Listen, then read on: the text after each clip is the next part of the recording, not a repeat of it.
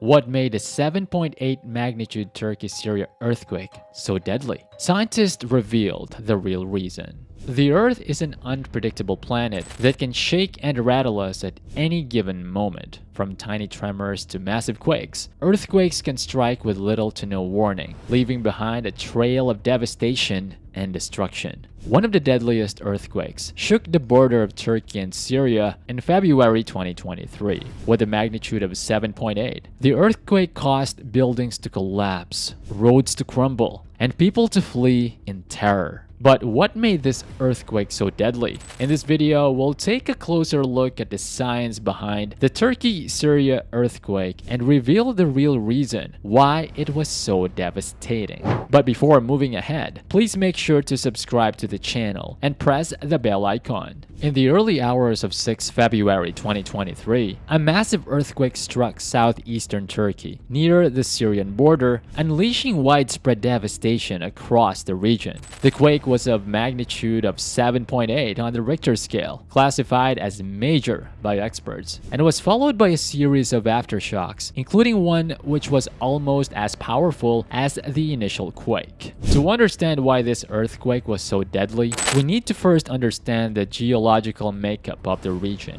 The violent earthquake that struck southeastern Turkey has been caused by the movement of the Earth's tectonic plates. These massive plates, which make up the planet's crust, often try to move against each other, but the friction between them prevents this from happening. However, in some cases, the pressure builds up until one of the plates jerks across the other, causing the surface to shake violently. In this instance, it was the Arabian plate moving northwards and grinding against the Anatolian plate that caused the earthquake. The Turkey-Syria border sits in a major fault line, known as the East Anatolian Fault Zone. This fault zone runs for over 1,000 kilometers from the northern Aegean Sea to Iran and is responsible for some of the largest earthquakes in the region's history. A section of the East Anatolian Fault Zone ruptured, causing the 7.8 magnitude earthquake that devastated the region. But it wasn't just the magnitude of the earthquake that made it so deadly. There were other factors at play that amplified the earthquake's destructive power. One of these factors was the depth of the earthquake's epicenter. The earthquake originated over 37 kilometers beneath the Earth's surface, which meant that the seismic waves had to travel a greater distance to reach the surface. As a result, the seismic waves were able to build up more energy and cause more damage when they finally reached the surface. But perhaps the biggest factor that contributed to the earthquake's deadly impact was the region's building standards. Turkey and Syria have a long history of earthquakes, and both countries have experienced devastating earthquakes in the past. However, many of the buildings in the region were not built to withstand seismic activity, which made them extremely vulnerable during the earthquake. And the time of day that the quake occurred played a role, as most people were asleep and indoors when the earthquake struck, making it difficult for them to escape the devastation. The majority of the buildings in the region were constructed using reinforced masonry, which is a type of construction where the walls are made of stone or brick without any reinforcing elements. This type of construction is particularly susceptible to collapse during an earthquake,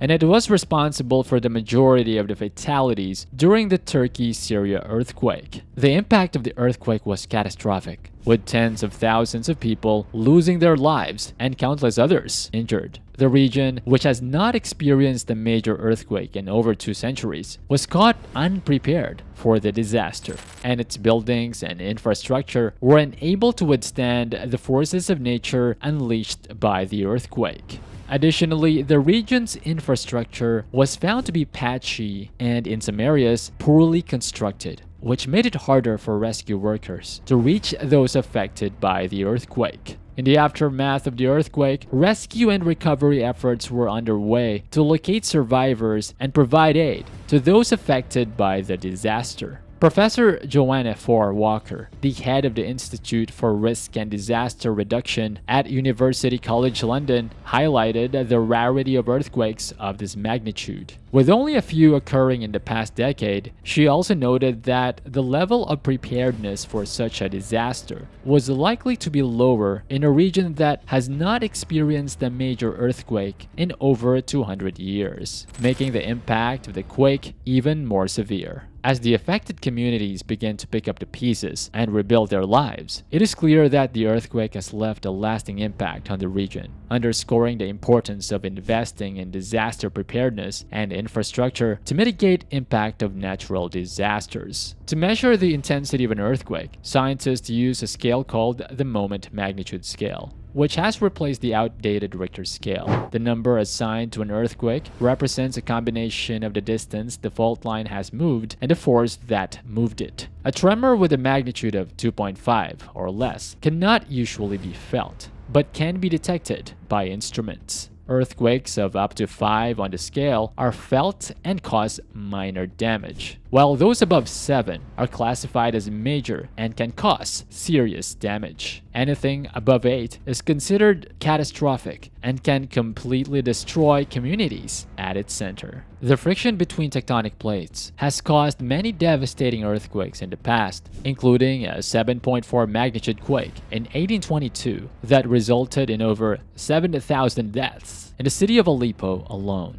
However, the current earthquake, which registered at 7.8 magnitude, was even more destructive and has caused widespread damage across the region. In recent history, the world has witnessed some of the most devastating earthquakes, and the latest one in Turkey is not an exception. However, when compared to some of the largest earthquakes ever recorded, the recent 7.8 magnitude tremor in Turkey pales in comparison. The 2004 Indonesian earthquake, for instance, was a monstrous 9.1 magnitude quake that triggered a tsunami, killing about 228,000 people and wiping out entire communities across the Indian Ocean. The 2011 Japan earthquake was another gigantic tremor that registered a magnitude of 9 and caused extensive damage on the land, leading to a major nuclear accident at the Fukushima plant.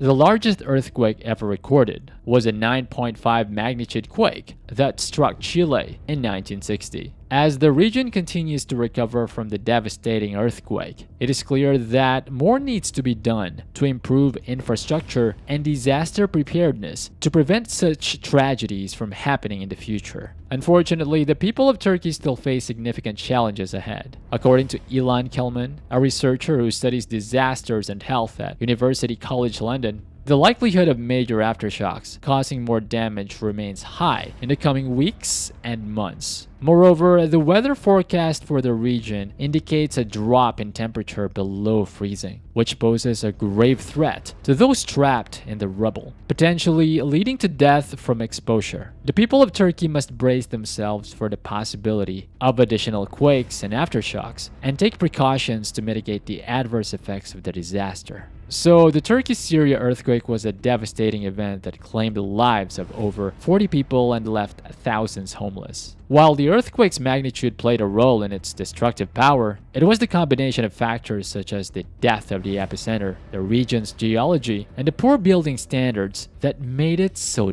deadly. As scientists continue to study earthquakes and their impact, it is essential that we use this knowledge to improve building standards and ensure that communities are better prepared for future seismic activity. If you like this video, please subscribe to our channel and give it a thumbs up to help us create more high-quality content. Remember to click the notification bell to receive notifications about our latest videos. Thank you for tuning in.